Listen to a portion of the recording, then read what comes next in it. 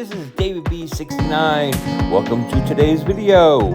Please hit that like button, hit that subscribe button as well, and hit the notification bell for future videos. Let's get on to the show. Hey everybody, this is David B69, and I've been seeing a lot of videos lately. They've been going around saying, what the heck has happened that made you a gamer? And I say to myself, wow, there's a lot of things that make me a gamer. And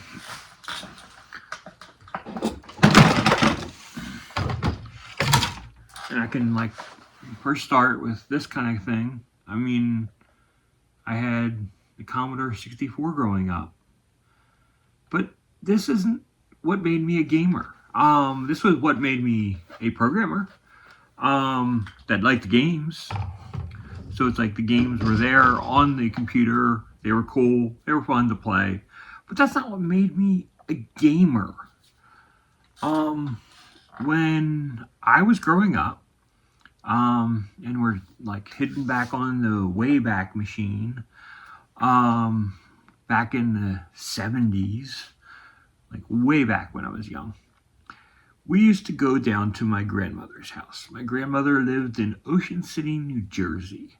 Now, down in Ocean City, New Jersey, there was lots of mini golf. There was big ocean, all great stuff. But there was also these things called arcades that sprung up in the early 80s. And I gotta tell you, being a teenager, it's like you basically start growing up and you like get to that teenage age and stuff. Even I guess it was like 11, 12, 13 years old when it's like the whole arcade boom was happening like down there. And I gotta tell you, every time that I was down there, I'm like, I wanted to go to the arcades and I wanted to hit those arcades. I wanted to play all these different new things and stuff with all the bells and whistles. And it just kept me entertained for hours. Yeah, we used to bike ride in the morning and stuff and to spend all morning bike riding. But after we were done bike riding, we walked back up just to play arcade games. And we didn't always have to play the arcade games. We just watched people play arcade games because we weren't like rich or anything. So we just basically watched people play, learned little strategies on how people play, how they were losing, how they were winning. It was fascinating. And at that time, it was so cool. Just basically being able to share and talk to people and you do different things. It was really cool. So my first two games that I'm going to be putting as the 5 games that made me a gamer, I'm not including.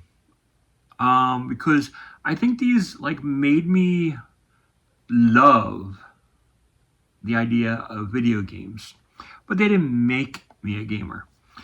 First one is I have the Namco Museum, which has Pac-Man, which I loved, and Pole Position 1 and 2, and Dig Dug. These are fantastic games. I mean, these are absolute fantastic bangers. And like I said, I love these games, and I loved playing them in the arcade. Other things is SNK Arcade, which has Art of Fighting, Baseball Stars 2, which I'm a huge fan of. And it's has all these games. And I gotta tell you that you just basically want to go back and play these on an arcade machine because it's absolutely magnificent. But like I said, they made me love to play games. They didn't make me a gamer, if you know what I mean. So basically it's what happened was I was basically programming, and I did a lot of programming back in the day. And when I was programming, I was just not I wouldn't say I was a gamer. I just said I liked playing games. And it was a spare time kind of thing. And whenever I had spare time, I would play games. but it didn't make me a gamer. Because back then it's like you basically play games for a little while and then you basically walk away and you do other things. You go in the street, you play hockey, you play football, you play baseball, you do all these other different activities. So I wouldn't say that the video games made me a gamer from that era, because I had the Atari 2600, I had the Commodore 64. Neither one of those things made me a gamer. What made me a gamer is I was at work and my one friend said, I think his name was Kevin, if I'm remembering him correctly, which has been a long time. I haven't spoken to him and I really have no idea what's happening with him, because I haven't spoken with him in 30 years probably. But he invited me to his house, and you might have heard this story before. And if you did, I apologize. But you're going to hear it again. He invited me over his house, and he said, Dave, you need to come over because you wouldn't believe this game that I have called John Madden Football. And he's like, Dave, you gotta play this. You gotta like just hang out and play. And trust me, you will absolutely love it. And I'm like, he had a Sega Genesis, and we went and we played. And I gotta tell you, I was only I was just basically gonna hang out there for a half hour. And I think we spent like 2 to 3 hours playing Madden, and I was hooked. I think it was like the next night or a couple nights later, I went out and I bought John Madden Football with the Genesis, as well as NHL Hockey 93, which is also one of my top 5 games that made me love games, because they made me a gamer. Because these games shaped the history of me playing and loving sport games. These were the like total inspiration to my love of the sport game genre, which I really, really enjoy. It was like, it's my top thing. It always has been. It still is now today. Probably my biggest thing that I love is baseball games, because in my opinion, of all the sports, the way MLB The Show plugs you into baseball, it's absolutely amazing. So that's my big thing there. I mean, I'm just huge and stuff and everything into the Genesis, and he got me all introduced into that, and it basically instantly hooked me to be a gamer. So that was the first 2. Then we got a correlation in time. Time flies and stuff, and things change. Eventually I get married, and basically, first Christmas, my wife, God bless her soul, she did the wrong thing. She bought me a game that had me hooked. And I'm not a racing fan, but when I plugged in Gran Turismo 2, I already had Gran Turismo 1, but I plugged in Gran Turismo 2. It was a changing. And I played this on and on and on for days, months. I got my value out of this guy. I absolutely love Gran Turismo 2. And it means so much more to me because my wife gave it to me, and she went through the effort of shopping, especially this was a mid-December release, I believe. So she actually had to look for it and actually find one in stock before Christmas, which just, it touched my heart, makes me feel happier as a gamer that she went through the work to get me that game. So it's like, thumbs up. It's like, and it's like you got a good one and everything when you got your wife buying you a top-notch game that you didn't even know that was out. And I was so happy. And yeah, it was really, really awesome. The next game I'm going to put up here is a game that I absolutely adore. I love role-playing games. I love action kind of games. And this one has your Disney elements as well. And that is Kingdom Hearts. I love the Kingdom Hearts story. I love the Kingdom Hearts gameplay.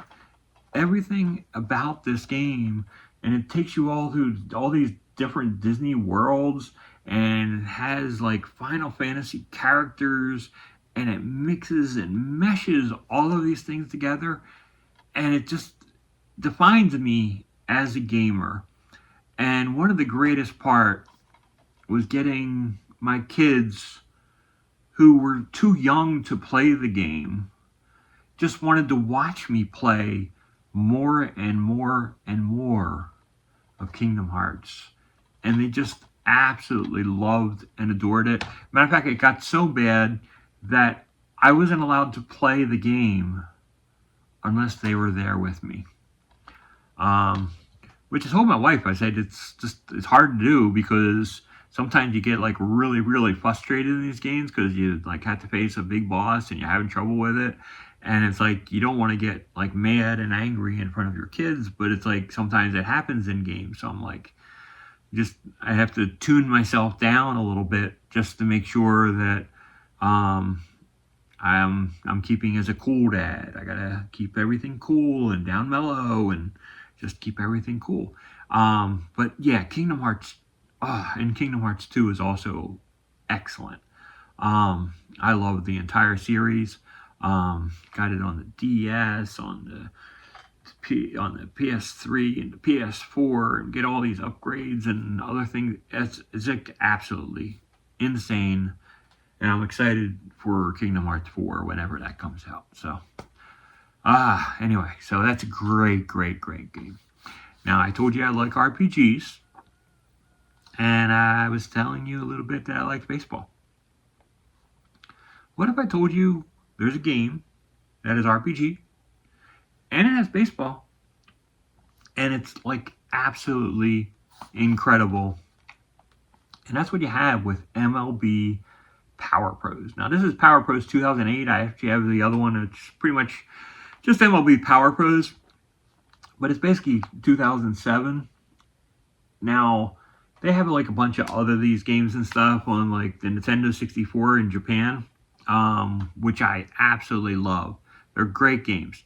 Now, I basically say these define me as a gamer because it basically just married that baseball element and RPG element that I really, really enjoy. I mean, it's just like the marriage of the action game and the RPG with Kingdom Hearts. This mixed and matched baseball and RPG from my standpoint. So it's really cool. If you've never played this is definitely worth your time and effort. So that is my 5 games that made me a gamer. And I am happy to say that I am a gamer. There's no shame in it. There's nothing wrong with it.